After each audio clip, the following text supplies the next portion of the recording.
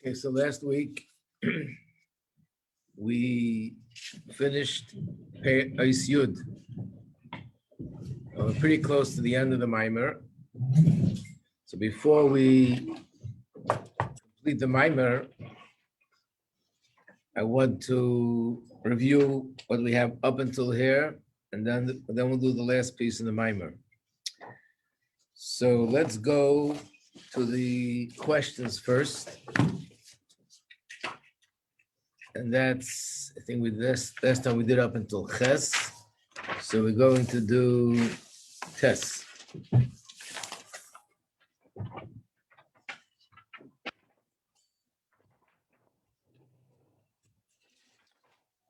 Question number one. What are the two ways to explain when did the Bnei Yisrael re-accept the Torah in a complete way? During the decree and then after. Right. One way is that they accepted it during the decree, before the miracle, and the other is that they accepted it after the miracle. By the way, I don't ask the question there, but at the end, sort of what's the conclusion? Which is right and which is wrong? There's no right or wrong. They're both right. They're both right. In other words, both things happened. They re-accepted the Torah in a complete way during the decree, and then there was another level of re-acceptance after the decree. The other part, which is another question, I know it might, it's hard to remember, but my question is, it's just good to know, which one is the pshat and which one is the chassidish pshat? Which one is the simple pshat and which one is from the Alter Rebbe? During the decree, it's plain shut. Yeah. What'd you say? Both of you? Yeah. During the decree Shut. and after the decree, Serious. because when you learn Chassidus, that becomes so much pshat that you think that this is the pshat. But really, it's the other way around. The simple pshat is that it happened after the decree, by the miracle.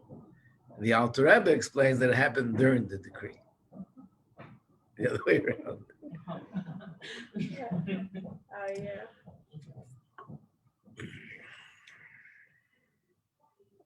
What is the difference between these two ways spiritually?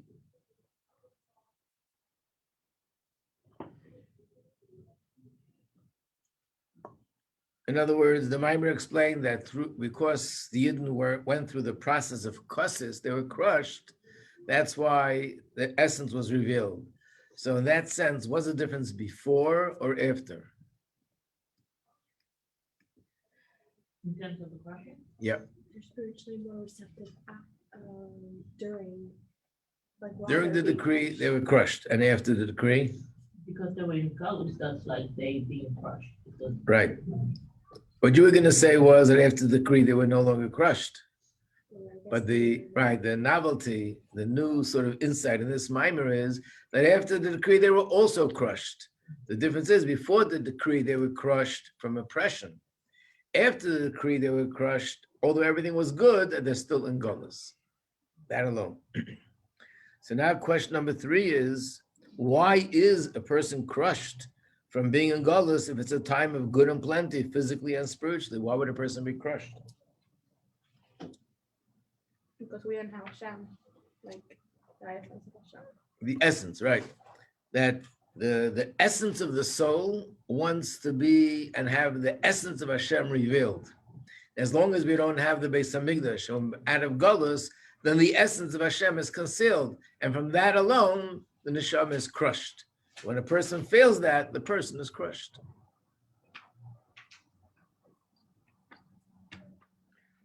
Question number 4 is, why would a tzaddik, like the Rebbe, as we saw with our own eyes and heard with our ears, and even those who weren't around in those days could listen to recordings and hear and see how the Rebbe is crushed to the core. Why would a tzaddik who has godliness revealed also be crushed to the core? So the Maimon gives 2 reasons. Because he's like the head, and the head is the one who feels, and then it goes to other parts of the body. Okay, that's actually correct. But then the question is, why would the head feel crushed if to the head everything is revealed? Godliness is revealed. We don't have the Veata Tetzave.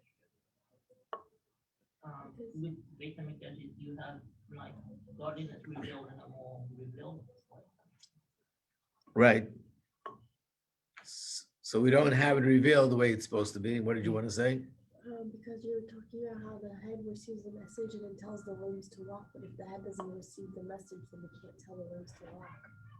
So a tzaddik is a conduit, and if they in Gullus, like they're gonna be still limited. Right.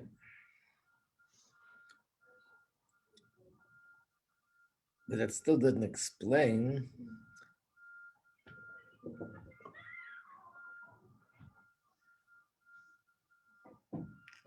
why would the Rebbe be crushed. You remember the Maimer, it said that it was a tzaddik like Rav Shimon Bar Yochai, that to him the Beis Hamikdash was as if it wasn't destroyed, godliness was still revealed. So why would someone like that still be crushed? I think it's like if the Veata Tetzave is not filled yet, it's like it is destroyed.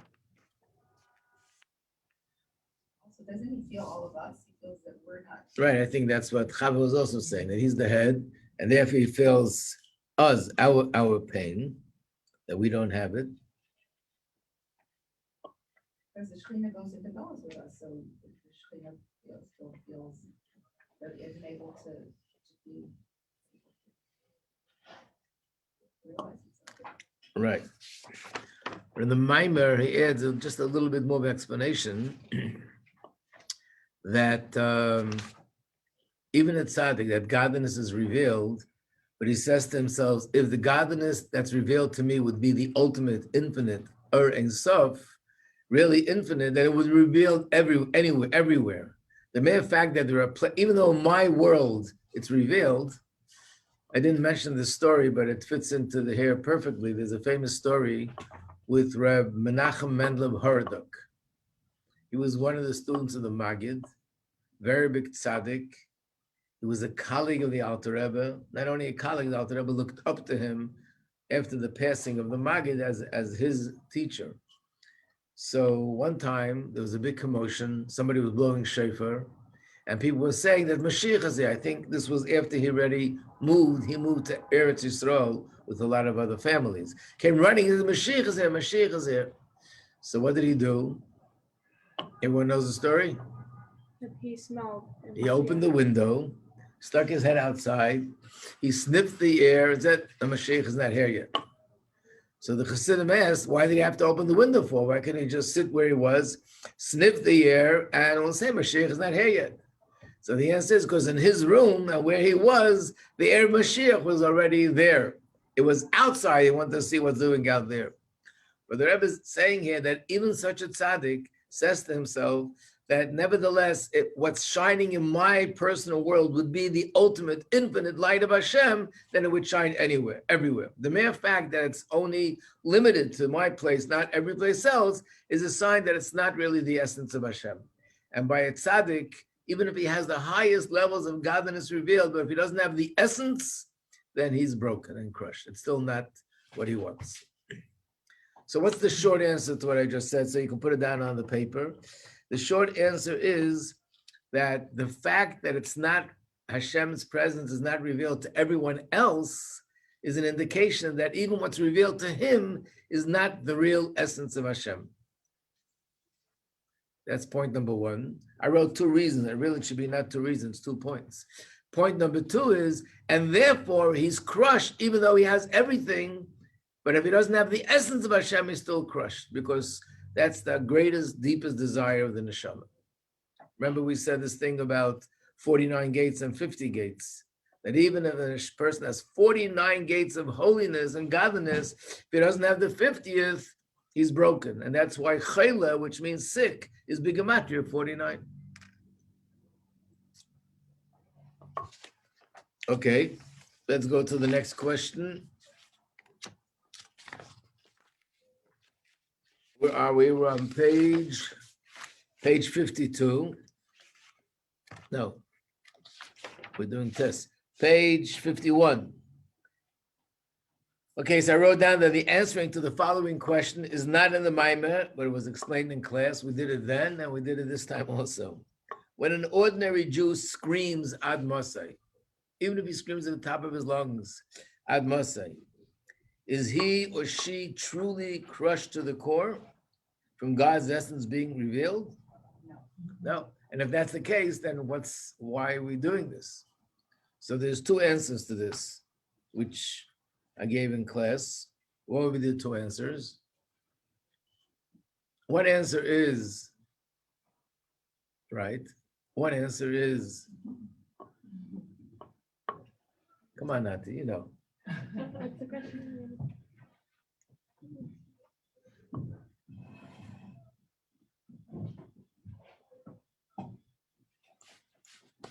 No. So one answer is, like we say, miteich shaloi l'shma ba l'shma, that when a person does something good of Yiddishkeit, Torah, and mitzvahs, even if it's shaloi l'shma, which means not for the purest of intentions, but deep inside, teich, inside that, on a deeper level, he's doing it for the right reasons. In other words, every Yid has this feeling that they really are crushed if Hashem is not revealed. So even though consciously I don't feel that, but when I scream out Masai and being that deep down, I really have that feeling, it's considered emes. It's true.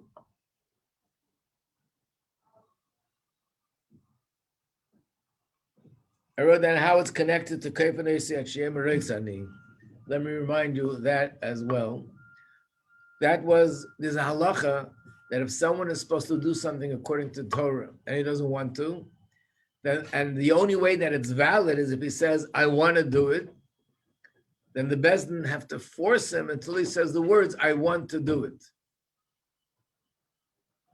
Remember the Rambam's question?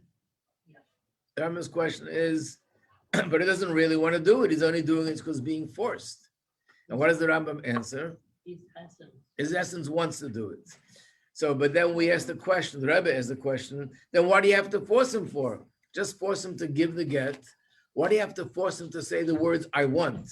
Let him just give it, and deep down he wants. So the answer was that being that this is a world of action, and Hashem wants everything to come down on the practical, technical level, so practically he has to say the words, I want. The only concern is it's not true inside. So the Rambam says, but deep inside it is true. So if deep inside it's true, and verbally he says, I want, then his actions are true actions, even according to halacha. So the same as here. Deep down, we want, and we're crushed to the core. Outwardly, we're screaming ad masai. So therefore, our screaming ad masai is emes. It's in a sense, a manifestation of what's going on deep down in the essence of my neshama.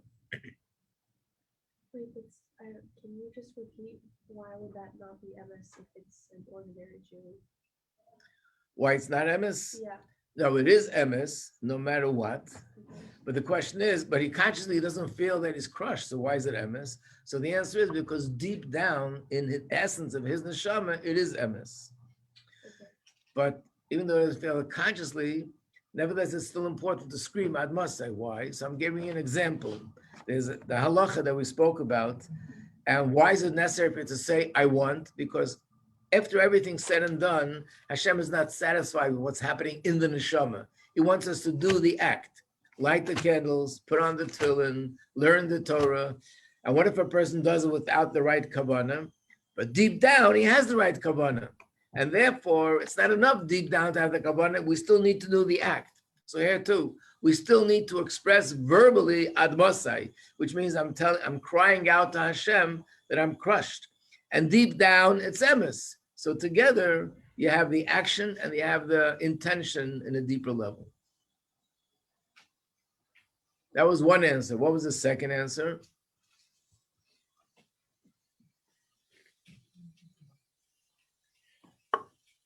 The second answer was based on what it says in Hayom Yom, that if you don't know all the deep mystical kavanah in davening, it's enough to say to Hashem, Hashem, please consider it as if I had in mind all the mystical thoughts.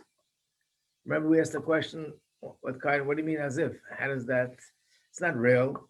What do you mean as if? As if I feel it consciously. But I don't. Hashem knows. But Hashem knows that I feel it unconsciously. Yeah. And I'm saying, let it be as if I'm consciously thinking. How could that be? I guess we're saying the words. In saying the words, we're taking the action. Well, Right. But I added another thing, another point is that these great tzaddikim wrote these intentions down in the Sforim, the holy books that they wrote, and they had these intentions consciously, and they're our heads, and we're all part of one body. So therefore, with their having when I connect to them, by them having the kavanah, and me saying the words, it's in a sense, it's even in a conscious way. Which in our generation, with me, I'm connected to the Rebbe, and the Rebbe is the one who has the intention, and I'm the one who does the action. So in a sense, because the Rebbe has this intention in a conscious way, therefore it is considered as if I have that consciously because I and the Rebbe are one. It's one body. This is the head, and these are the hands, and this is the mouth.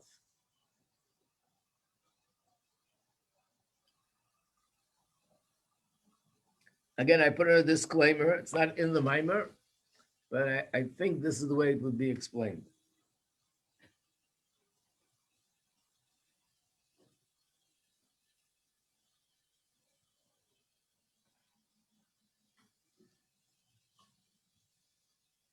I think I mentioned that there are stories of tzaddikim where they told people to do something and they watched them do it. And the explanation was that they're doing the act and the Rebbe is giving the intention. He's having in mind what's supposed to be have in mind. We saw something like this, which I think that might be the explanation. If you remember, I mentioned in the beginning of the year that the year Tavshin Nun Beis, we're in the month of Adar now.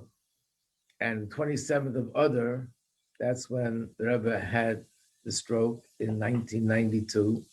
And that's when things changed in a way which were beyond our imagination. That year, from Rosh Hashanah until that was about, what are we talking about, 7 months, a lot of things happened that were very unusual. And only in retrospect, look back, we saw that everything was going on was apparently connected to what was meant to happen. Or maybe the Rebbe wanted it to prevent it from happening, whatever way, but it was definitely connected to this unusual thing that took place. Chavzayin Adar. That's when the Rebbe stopped speaking, and eventually it's led to Gimel Tammuz. So one of the things that happened, which is very unusual, was that the custom was up until then, for many years, that the Rebbe would bench Lulav and Esrog, and then he'd give the Lulav and Esrog to someone whose name is Rabbi Harlik, and he would stand, and every chassid would walk by to make the bracha on the Rebbe's lulav and esrog. And then they would give it back to the Rebbe. That year, the Rebbe asked, when the person came to pick it up, the Rebbe said to him, and where do you stand when people make the bracha? He showed the Rebbe where he stands. So instead of giving it to him, the Rebbe took the lulav and the esrog, walked to that spot, and the Rebbe himself stood there, and everybody walked by and benched the lulav and esrog. And what was the Rebbe doing? Just looking at every single person. How long did it take? 6 hours. 6 hours. It started at 9. It finished at 3. The Rebbe started davening Shachris at 3. Finished so late that there was no time for Mincha. The Rebbe davened Mincha with his talis and then left the shul. And it was literally, like, if I can use the word, unprecedented, beyond understanding. But all the Rebbe was doing was watching. I remember then Dr. Feldman walked by, some other people walked by and said to the Rebbe, could the Rebbe sit down because, standing on your feet for 6 hours, and the Rebbe, thanked everybody for their good advice, but he didn't do that. All he did was watch every single person who made the bracha, which the way it was understood, because there was a certain kavanah, something the Rebbe wanted to have in mind with the bracha, and he wanted all of us to have in mind. So he stood there and watched every single person make the bracha. And apparently the Rebbe transmitted his kavanah to this person's actions. Were you among those people? Yes, I was, Baruch Hashem. Wow.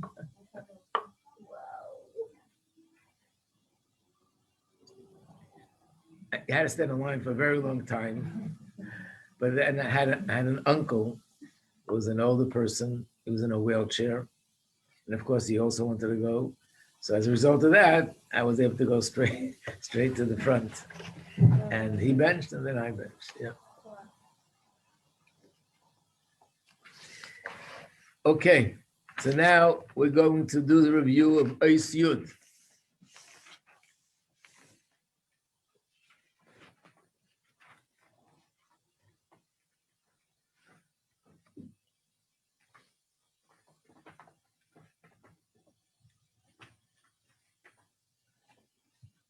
Now, this is according to the explanation of the Alter Rebbe, that they accepted the Torah during the decree, before the miracle. So what does it mean that when Hashem held the mountain over the heads of Bnei Yisrael, their acceptance of Torah was from above? And when they accepted the Torah in times of Purim, it was from them. What does it mean? What's the Hasidic insight into holding the mountain over their head? From above, I think it's from Hashem. So what was the mountain? The mountain is Hashem's mountain. Right. So holding the mountain over the head was really Hashem showing them his love. And it was manifested through the mountain. But really what was happening was he allowed us to feel consciously his infinite love. So what happened to us?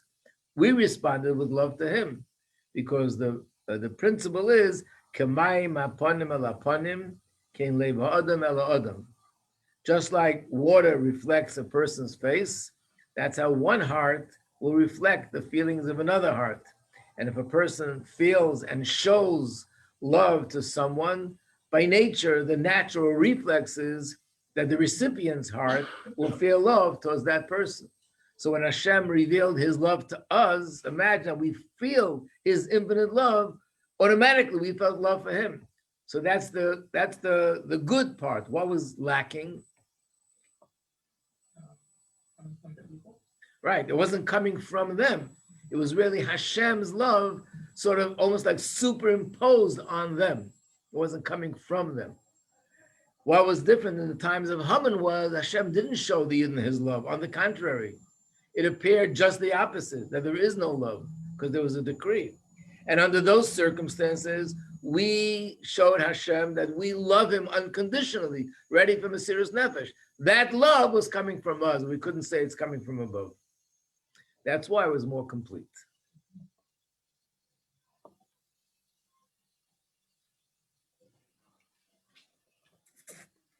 I just want to say, when you say held the mountain over the head, love, it sounds funny. So what's the mountain doing there? I just want to give a mushal perhaps.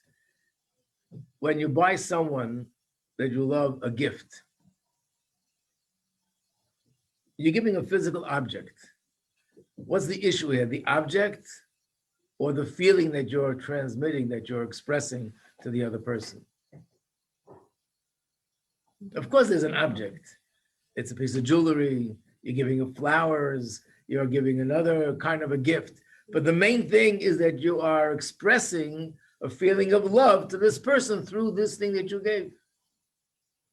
Imagine someone won the world championship in in chess. And now they make a big event and they're presenting it to him and they give him a trophy. When you look at it, if you don't understand, oh, it's nice. It's a shiny little thing. It has silver and gold. It's shiny. But it's not that. It's you're, in a sense, giving the person the title through this of world championship and whatever it is. So it's a physical object, but really you're transmitting something much deeper, much greater through the physical object. So in a sense, again, not exactly, but this is just a similar idea. Hashem held the mountain over our heads, but the mountain was just the physical object through which he transmitted his unconditional love to us. And remember we said, it says the mountain was over them like a barrel surrounding someone. In other words, it was Hashem's embrace and affection and love that he showed us. Number two, and there it gets a little bit more difficult, more complicated. How are the two time periods, which is acceptance of the Torah at Matan Torah and acceptance of the Torah in the time of Achashverosh, how is it connected to the two levels of love, which is of Amunah rather, which is which? the level of Purim was like the part that is more external, and wait, no, the opposite. Right. I just Yeah, said you got it. She looked at me and said, no, the opposite. Yeah. Yeah. Like by Matan Torah, like godliness was more revealed, Right. but like by Purim, we was like the essence. Essence. Right. So when the Torah, when the level of Amunah that was revealed when the Torah was given, being that Hashem showed his love, means it wasn't coming from them. Therefore, it was the lower level of Amunah. When the Yidden accepted the Torah in time of Achashverosh, that was that higher level of Amunah. Then we go even deeper. Okay, the essence is revealed. What are the two levels in the Etzem, and how is it expressed in the difference between life in Russia under oppression and life today?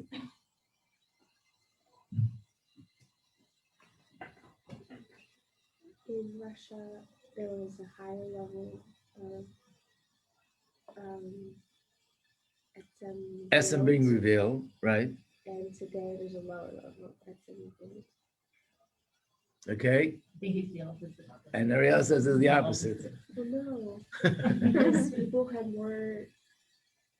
We were talking in a different class about how it's like so much easier for all Jews to want to light candles in Russia because they were so oppressed. So it was Because the essence came out, right? Yeah, yes. Now it's like there's no threats. That's the way it would appear on the surface. But the Rebbe brought out a point and said, well, we see an interesting thing. There were people who lived in Russia for many years, and they had Mesiras Nefesh. Then a strange thing happened. Once they left from Russia, you would think that now they would be 10 times more intense about the Torah mitzvahs, and instead they became more relaxed. So it's a lower level now. Right, but it shows, before we talk about higher and lower, but it shows that the essence that was revealed didn't transform their personality. That's the point. Okay. The Rebbe says when a person's essence is revealed to the point that they're crushed to the core because Mashiach isn't here, that's something which transforms their personality, that it's coming not only from their essence, but actually this becomes who they are and what they want. This is their personality. And that's because it's a deeper part of the essence. Well, that's number 4. What is the difference between the two levels within the etzem of the neshama, being that they're both infinite? So this is the last thing we spoke about last week, and we said, because there are two kinds of infinite. There's one kind of an infinite that is limited, and it can't be contained in a finite place. So therefore, this infinite essence of the neshama can't become part of my personality, which is finite and contained and structured and defined. There's a higher level of infinite. It's so infinite, it's totally unlimited, and this could infiltrate and sort of transform and become part of the conscious me. And we'll soon have classes on Purim, we'll go into this a little bit more to get a better understanding. Now, I'm going to skip chapter 11 because I think that's just going to be a little bit too complicated. And I'm going to go to chapter 12, which is the last chapter. What? How do you say that? How can you say that infinity is different levels? Infinite is infinite. Oh, you just say it. Infinite is the infinite, which is infinite, which is infinite. Infinitely more infinite. It's a good question. Because infinite by definition means unlimited.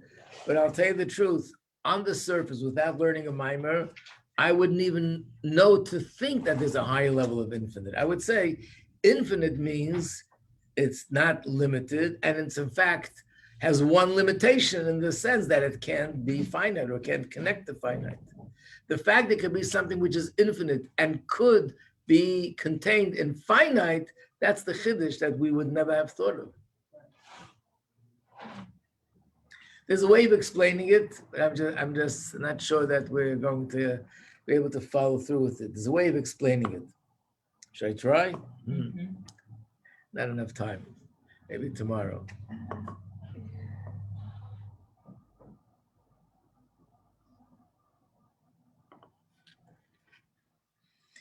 Okay, remind me tomorrow, and then we'll try to bring it down a little bit into a way that it could be understood.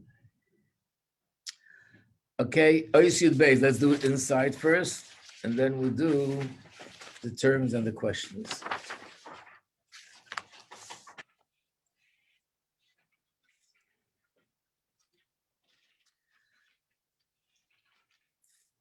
At 12 starts like this. Being that it says on the simple level, Veata Tetzave b'nei Yisrael, you command the Yidden that they should bring oil to you. That means Moshe Yitzavez b'nei Yisrael. Moshe should command the Yidden. They should bring oil to you. So Mizeh Muban, if that's the way it's understood on the simple level, it must be a reflection of the way it's understood on the deeper level. That what?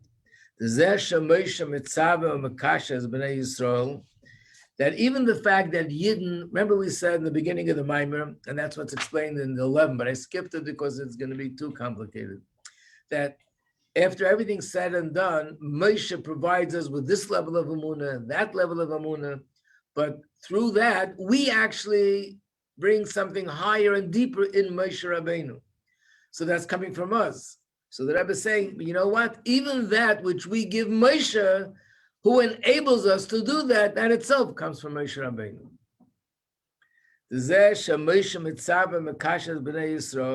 He's the one who connects us to Hashem in a way. Moshe Rabbeinu gives us, provides us with the koyach, he enables us that we should bring oil to him. And the same applies to Moshe in our generation. We said that this is based on what it says in Tanya, and Tanya is based on what it says in the Zohar, that in every generation there is a Moshe Rabbeinu. And every generation is a neshama, which is an extension of Moshe Rabbeinu. And whatever Moshe Rabbeinu did in his generation, then that's what Moshe Rabbeinu does in our generation. And in that time, it was Mordechai. In different generations, it was different people. In our generation, it's Kved Kedushas Meir Ruchami Adman Asidoreinu, the Rebbe, my father-in-law, the Nasi of our generation. Avedasa, his Aveda was the Eirer or the Galis, the Samuna, Shebechol Echad Mi Yisrael, Shemetzad Etzem HaNeshama. The Frierdiker Rebbe, his Aveda was to strengthen Amunah. As we know, in Russia, Jews were oppressed. And not only Jews were oppressed, but unfortunately, we're talking about millions of Jews were sort of cut off from Yiddishkeit. There are millions of Jews today coming out of Russia that have no clue. Their fathers, their grandfathers were frum Jews, learned Torah, did mitzvahs. Some of them were even Hasidim, but the next generation, because they weren't allowed to go to school, the parents were terrified to tell them anything about Yiddishkeit. And as a result of that, they grew up. The Rebbe once at a Fabrengen spoke about this. He was crying, and the Rebbe said that they mentioned to somebody in Russia something about a Sefer Torah, and he said, "Shtotakoy Sefer Torah," which means, what is a Sefer Torah? Who ever heard of a Jewish child growing up, but you do learn or you don't learn, but not even to know what it is? But that's the generation, millions of people. So the Frierdiker Rebbe, by making the underground network of yeshivas and kashrus and chadorim, was there to strengthen everybody's emunah. And then when he came to America, there was a different problem. Here, the assimilation was not because of oppression, but because of good and plenty. There was so much abundance of goodness, and people wanted to sort of go with the flow and not to lose the opportunity, being like all Americans. And again, the Frierdiker Rebbe turned the tide and made people have amunah in Hashem. So his Aveda was that people should have amunah. It's coming from Moshe Rabbeinu. But the Rebbe adds something. But he does it in such a way that after that, Yavdu Avedasam B'Koychasim. The ultimate goal is that we should do our Aveda Amunah in our own right. Not that the Rebbe is carrying us, and if he lets go for a second, we fall. But he gives us the amunah in a way that now we can stand and have amunah in our own right. Vachi and ner tamid, and like it says in the pasuk, it's a light that shines forever. Shein shayach b'shinu, there are no changes. Gam mitzad koychas hagaluyim, no matter what is going on, whether there's oppression out there, whether there's good things out there, under all circumstances, my emunah is shining brightly, but the Rebbe gives me the koyach that I should be able to establish this in my own right. This is a very interesting quote. Oh no, we'll have to do this tomorrow also. Because it seems to be like a contradiction of terms. Here he says it comes from the Rebbe, and then he said, and the Rebbe gives you the opportunity to do, enables you to do it on your own. So is it on my own, or is it still connected to Moshe Rabbeinu? So let me just give the simple answer, and maybe tomorrow we'll explain it more. When bread fell down from Shemayim, where did it come from? Hashem. When I go to the store and buy a piece of bread and put it on my table, where does that come from? So what's the difference? One comes from the ground, the other comes from. What was processed? One is processed, which means when it's processed, because Hashem says, I want you to do everything. But the truth is like this, everything I do, I plow the fields and I put the seeds in the ground, and then I cut, or I earn money and I go to the store and buy it. Who gave me the power to do that? So it's still not me, it's still Hashem. That means whether or not it's a miracle or it's something that I'm doing in the natural order, ultimately it's all Hashem.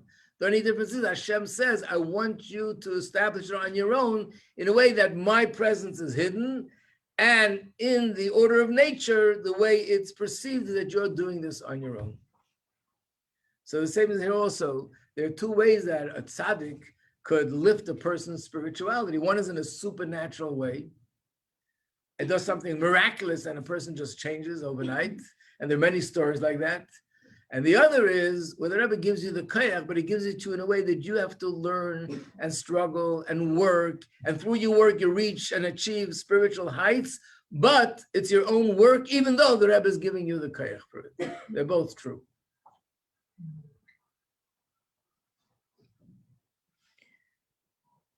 So these lines, these two lines, this is the way Hasidim feel, that here the Rebbe was preparing us for the time.